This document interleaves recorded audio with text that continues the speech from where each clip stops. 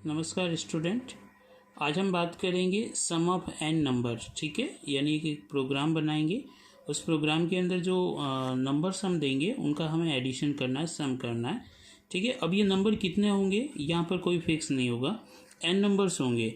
ठीक है, यानी आप नंबर देते रहेंगे और फाइनली हमें क्या करना है कि जो भी नंबर हम देंगे वो 0 देंगे तो प्रोग्राम आपका समाप्त हो जाएगा। ठीक है, यानी प्रोग्राम समाप्त तो करना पड़ेगा। ऐसा तो है नहीं कि एन नंबर चलता ही जाएगा, कितने भी देते जाएं आप, है ना। ऐसा नहीं है, जैसे ही आप वहाँ पे नंबर 0 देंगे तो वो प्रोग्राम टर्मिनेट हो जाएगा और 0 से पहले जितने भी नंबर दिए थे उन सभी का एडिशन आपके पास आ जाएगा और एडिशन के साथ साथ हम उसका एवरेज भी निकाल सकते हैं, तो एवरेज भी यहाँ पर कैलकुलेट हो जाएगा। तो एक ही प्रोग्राम के अंदर आपके दो चीज़ आपकी हो जाएगी, सम ऑफ एन नंबर्स हो जाएगा और एवरेज भी आपका कैलकुलेट हो जाएगा। ओके, तो ये जो लॉजिक इम्प्लीमेंट कर रहे हैं ये तीनों लैंग्वेज के लिए सेम है, आपका सी के लिए, C++ के लिए और जावा के लिए। ठीक है, दूसरी और भी लैंग्वेजेज हैं जैसे VB के अंतर्गत है ना, आप करना चाहते हैं तो वहाँ पे भी लॉजिक आपका सेम चलेगा। ओके, हाँ उनके कमांड्स कुछ चेंज हो जाएंगे लेकिन लॉजिक आपका सेम इम्प्लीमेंट होगा। ओके, चलिए तो देखिए सी में ये कैसे होगा प्रोग्राम, तो उसको हम यहाँ पर डिस्कस कर रहे हैं। हैज़ इंक्लूड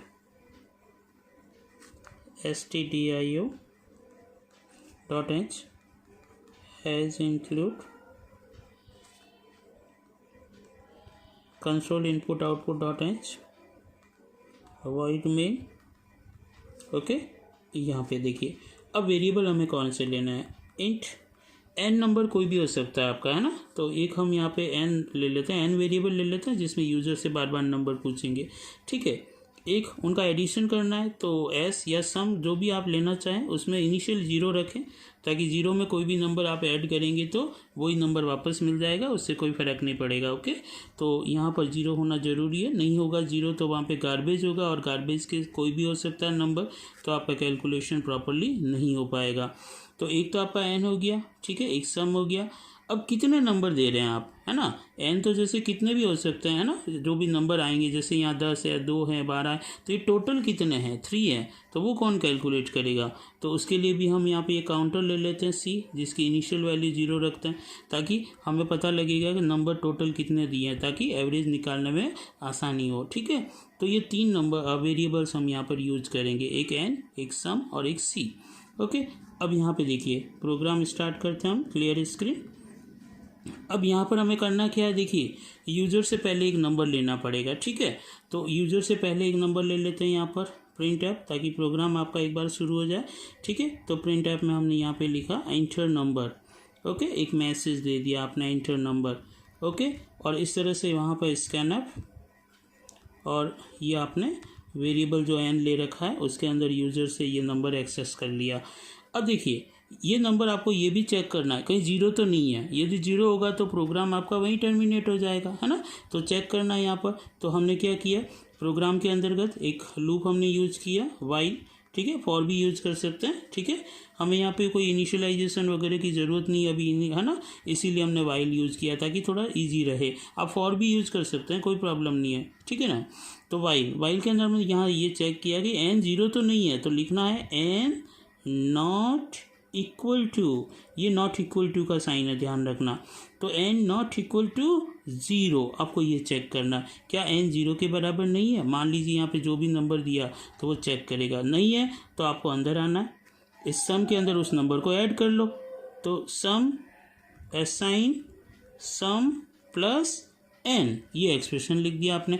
अब जैसे ये कैलकुलेशन होगा सी की वैल्यू भी क्या कर दो, 1 बढ़ा दो, ताकि आपको ये पता लगे कि एक नंबर तो आया ही था अंदर आपका, तो ये इंक्रीमेंट हो जाएगा काउंटर आपका। ओके, इस तरह से। और ये लॉजिक यहाँ पे यहाँ बंद नहीं करेंगे हम। अब क्या करेंगे, निकलते समय, है ना, एक एन की वैल्यू वापस एक्सेस करेंगे, नहीं तो क्या होगा, बंद कर दिया तो ये तो प्रोग्राम आपका इनफाइनाइट चला जाएगा, है ना। तो यहाँ पे क्या करना है, ये जो आपने ये लिखा है प्रिंट ऐप और स्कैन ऐप, ये एज इट इज़ वापस यहाँ यूज़ करना है ताकि निकलते समय एन की वैल्यू वापस एक्सेस करेंगे और वो वैल्यू यहाँ वापस चेक होगी। तो यहाँ देखिए, ठीक है, तो प्रिंट ऐप स्टेटमेंट सेम आप लिखिए ताकि एज इट इज़ यहाँ पे रन होगा, ताकि कोई डिफरेंस नहीं आए आपको कि ये अलग से लिखा था, बाहर एंटर नंबर ऐसे लिखा था, सेम एज इट इज़ लिखना है ना। तो ये थोड़ी सी आपको यहाँ पर कह सकते हैं अपनी बुद्धि यूज करनी है ना। तो एंटर नंबर, चेंज नहीं करना है, एज इट इज़ लिखना है यहाँ पे। और यहाँ पे वापस सेम स्कैन ऐप है ना, %d एड्रेस ऑफ, ये एन हमने यूज कर लिया। अब यहाँ पे इसको बंद कर लीजिए, ठीक है, समझ में आ गई चीज़ आपको। चलिए अब देखिए ये लॉजिक चलेगा कैसे, एक बार मैं लॉजिक यहाँ पे आपको समझा देता हूँ, फिर आगे इस प्रोग्राम को अपन करेंगे। तो देखिए सिंपल सा है यहाँ पर, है ना। जैसे प्रोग्राम स्टार्ट हुआ, ये आपका सम, ठीक है, तो यहाँ पे मैं सम बना देता हूँ ऐसे, ठीक है। एक आपका सी है तो मैं यहाँ सी भी यहाँ बना देता हूँ, दोनों में इनिशियली 0 है आपका, ठीक है।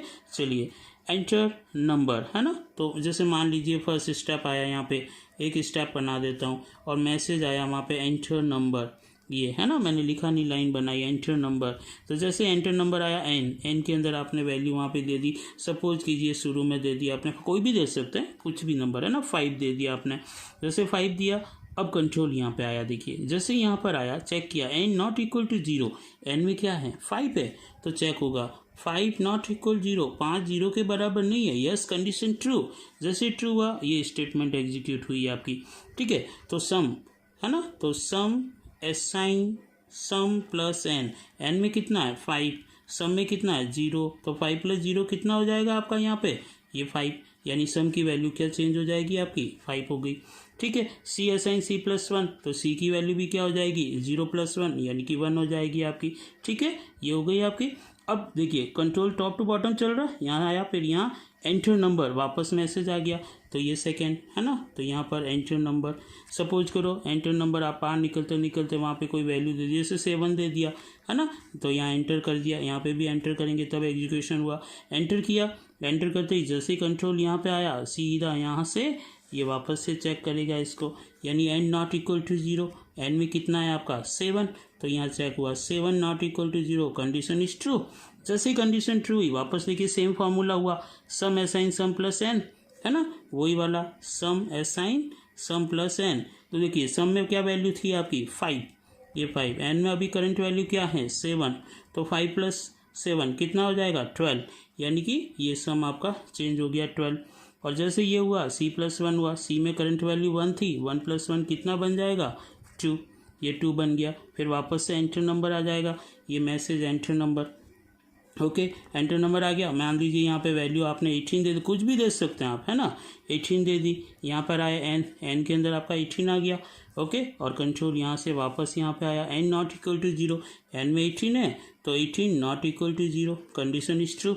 जैसे ही कंडीशन ट्रू हुई, वापस अंदर आए, sum assign sum plus N, है ना, तो वही sum assign sum plus N, N में कितना है अभी आपका 18, सम में कितना है देखिए प्रीवियस 12, ये देखिए 12 था आपका, ये 12 है ना, तो 12 + 18 कितना हो गया आपका सम के अंदर 30, यानी सम आपका चेंज होके क्या बन जाएगा 30, ओके। C+1 है ये, सी में करंट वैल्यू 2 थी, 2 + 1 कितना बन जाएगा ये 3, ओके। फिर 3 होते ही वापस एंटर नंबर, है ना, तो यहाँ पे एंटर नंबर पूछा जाएगा आपको, तो यहाँ मैसेज आ गया 4th, है ना, 4th में यहाँ पे एंटर नंबर, सपोज कीजिए 0 दे दिया, है ना, तो एन के अंदर 0 चला गया, यहाँ से पहुँचे आप यहाँ पे एन नॉट इक्वल टू 0, तो एन में क्या है 0, 0 नॉट इक्वल टू 0, कंडीशन क्या हो गई फॉल्स, क्योंकि हम यहाँ कह रहे हैं 0 0 के बराबर नहीं है, जबकि वो तो बराबर है। कंडीशन जैसे ही फॉल्स हुई, फॉल्स होते ही कंट्रोल यहाँ से डायरेक्ट कहाँ पहुँचेगा बाहर, और आप यहाँ स्टेटमेंट लिख देंगे प्रिंट ऐप, है ना। अब आपको सम प्रिंट करवाना पहले,